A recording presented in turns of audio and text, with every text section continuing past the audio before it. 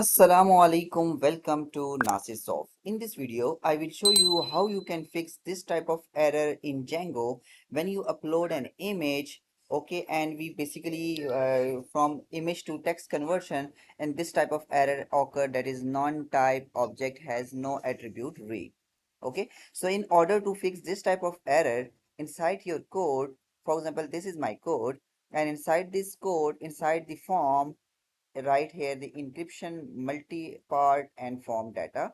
Okay, save the file. If I go back again, refresh the link, okay, and again go to that specific link and again submit our image for OCR, from basically OCR, and here you can see that this issue is being fixed.